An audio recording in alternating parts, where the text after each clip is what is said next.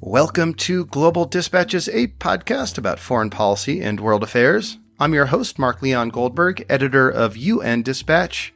And in this show, we discuss topical global issues, have conversations with foreign affairs thought leaders and newsmakers, and give you the context you need to understand the world today. Go to globaldispatchespodcast.com to learn more. And now on with the show. My guest today, Parfait Onanga-Anyanga, is the special representative of the Secretary General in the Central African Republic. This makes him the top UN official in CAR, which includes overseeing a UN peacekeeping mission of over 14,000 personnel. That mission is known as MINUSCA, and in recent weeks it has suffered a series of casualties as armed groups vie for control of the country's natural resources. The peacekeeping mission was first deployed in 2014 as part of an international effort to prevent CAR from sliding into deeper conflict that, at the time, experts warned could descend into genocide. Thanks in part to this international intervention, a genocide was averted, but much of the country remains unstable. The central government is weak and unable to exert control over much of the country, and this is where UN peacekeepers come in. Their mission is to protect civilians and provide a secure environment in which nation building and peace processes can take hold. I caught up with the SRSG, as the position is known in UN lingo, just as he was leaving New York to return to the Central African Republic. We discussed a recent meeting he had with the Security Council, as well as his priorities for the mission upon his return. I think this conversation offers some helpful insights into the current thinking of the top UN official in one of the most difficult UN missions on the planet. So here it is, my conversation with Parfait Onanga-Anyanga, the SRSG in the Central African Republic. I know that there was recently the death of yet another peacekeeper in the town of Bembari, and my condolences. I want to learn from you what this tragedy, this peacekeeper's death, tells you about the situation in the Central African Republic more broadly. Well, Mark, it tells a story of a very volatile environment, a place where, unfortunately, there is no law nor order, and a place where a number of armed elements and criminal organizations will not hesitate to use lethal force and violent means to achieve their very violent, their very petty objectives. And this is about predation. This is about control and grab of all the country's natural resources. There is no real political agenda behind this, and which makes it extremely difficult for us to operate, and we're faced with asymmetrical violence. And this is a major concern for peacekeeping because, as you know, there are rules in the way we use force as peacekeepers. So it's extremely difficult and volatile. What happened in this specific incident in which the Burundian peacekeeper was killed? Yeah, on that day, our peacekeepers were simply ambushed. They were on their way to their base. There was no indication whatsoever that they would be falling under such attack. It's a coward attack, as usual, very, very heinous. We still don't know the reason for such criminal action against us. And of course, we were taken off guard. We are just two peacekeepers moving on their way to the base, and so there was no indication that would have give us any heads up that they will be going to face such a fate, and that's extremely sad. So earlier you mentioned that this violence and much of the violence committed in CAR is due to criminal gangs, criminal elements that don't have much of a political agenda, but are competing for some of the country's natural resources. What are Correct. those? What are those resources, and what do these groups look like, and how can UN peacekeepers fight back? Um, the resources are known. CAR is a country of many minerals, and we're talking about diamonds, gold, but it's also a competition between these armed groups for the control of lucrative commercial roads along transhumance corridors, and all of this is pretty chaotic because there is no such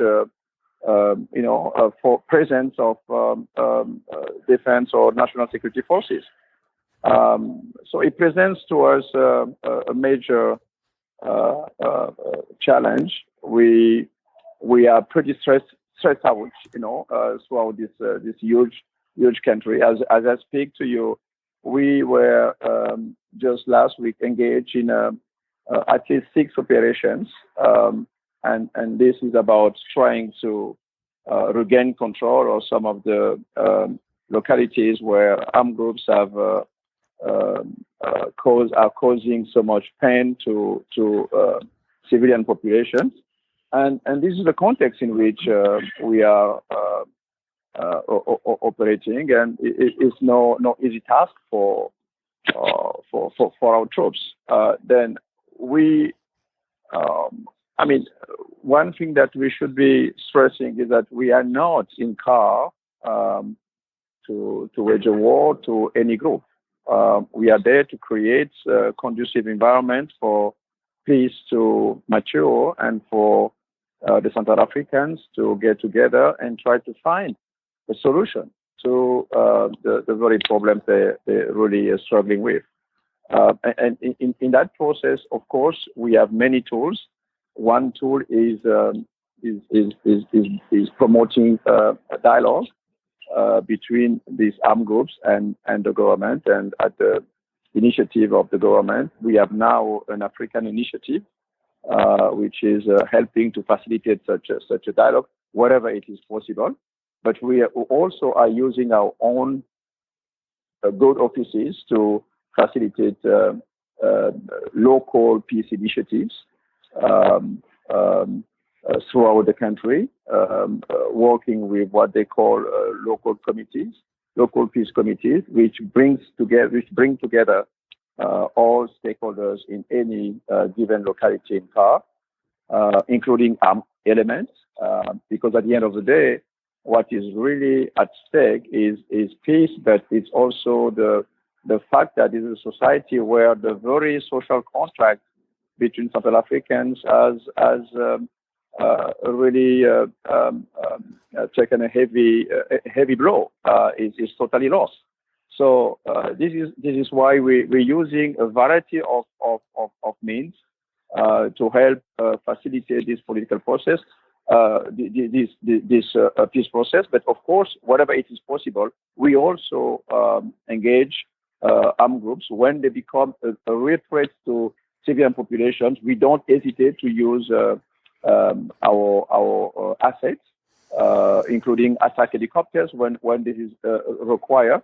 But again, this is peacekeeping. We are not there to wage a war, and what we do every day is unfortunately putting our soldiers at great risk, and we have lost not only the Burundian soldier that you referred to, and thank you for that, but many others.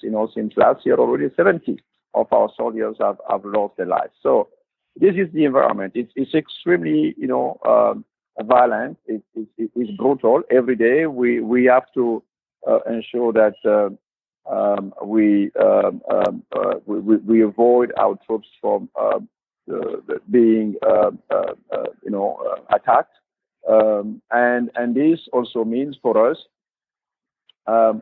ensuring that we get the best possible soldiers on the ground in a very violent environment.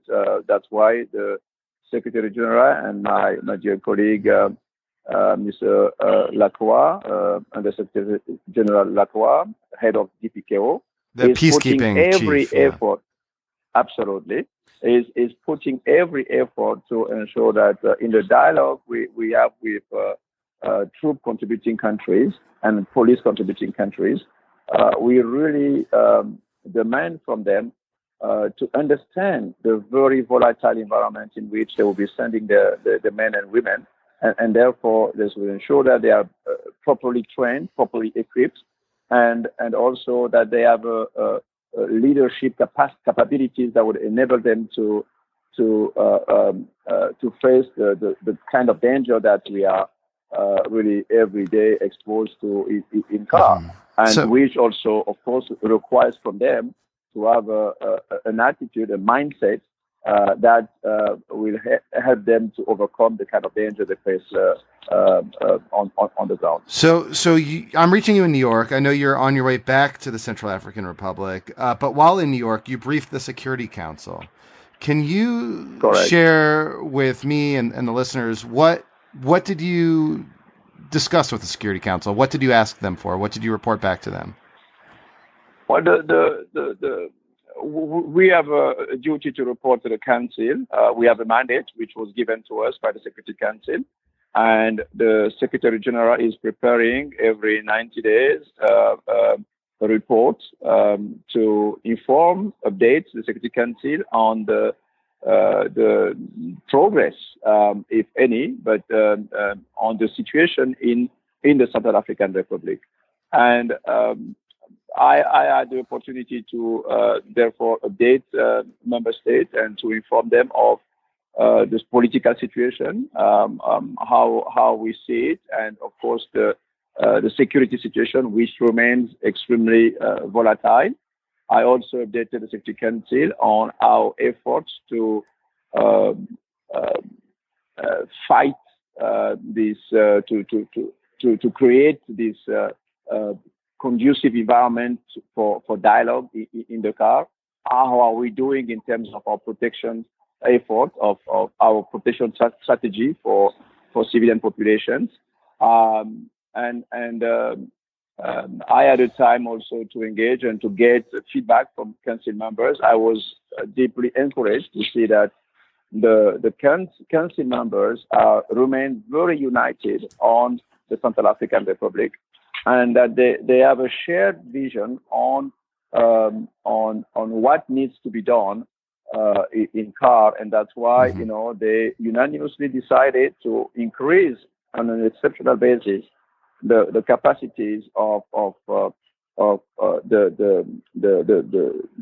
strength of the force in MINUSCA in the context, in the fiscal context that remains extremely difficult.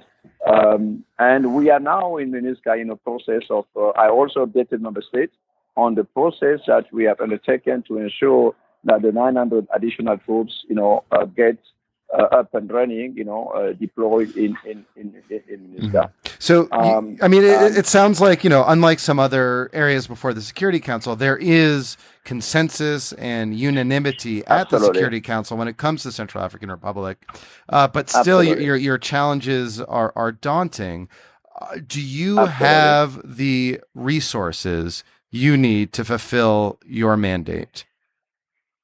Well, look, Matt, ideally, we will not be here asking for anything, because peace has to be first desired by the people of Central African Republic. And of course, when there is a breach to that peace, and that's why, and the people are dying by numbers, the council has the primary responsibility to ensure that peace and stability could be restored in any given nation, and here is about the Central African Republic. And of course, as the council does it, it was done with the assumption that we will be just helping a country. We will not become a substitute to the Central African Republic government. But unfortunately, the South African Republic is so weak. I mean, as a state, they lack every single feature of what we know of of a state, and therefore the resources that are not expendable indefinitely, that the council has made available for our engagement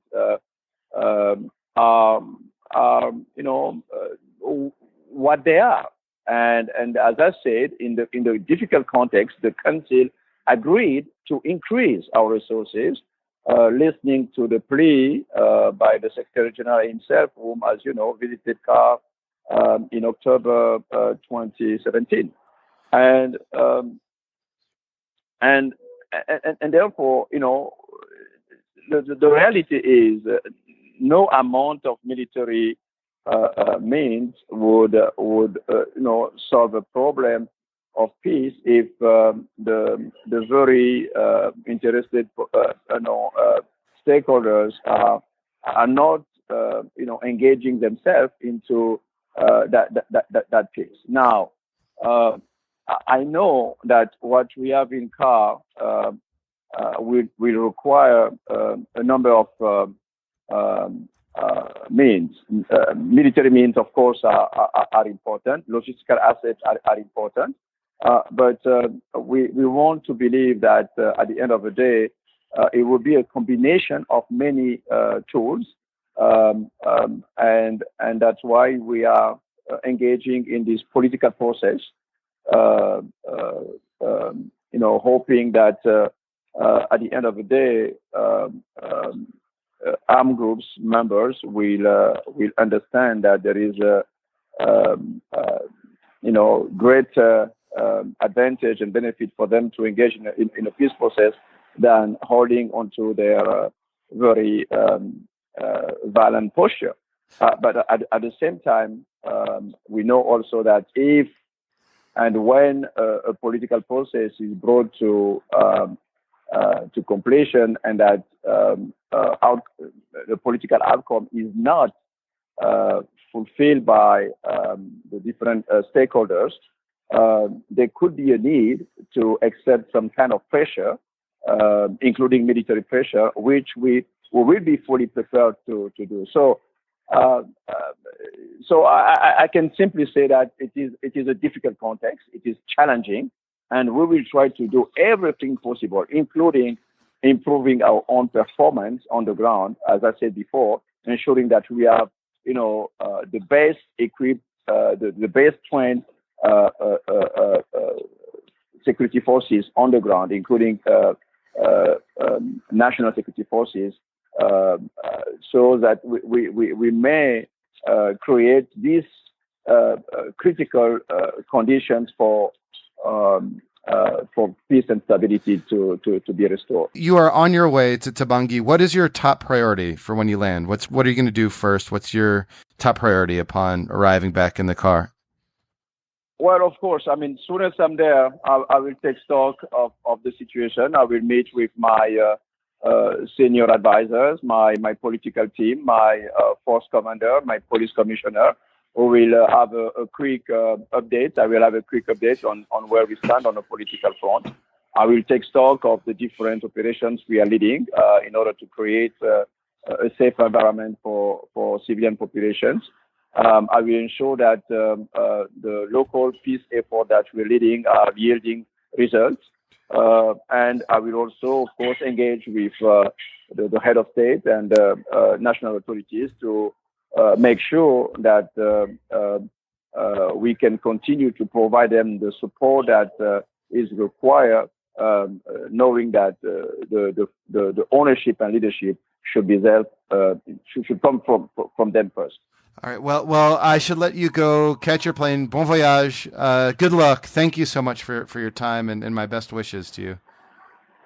Merci beaucoup. Thank you, Mark. And I look forward to talking to you anytime, at any time in the future.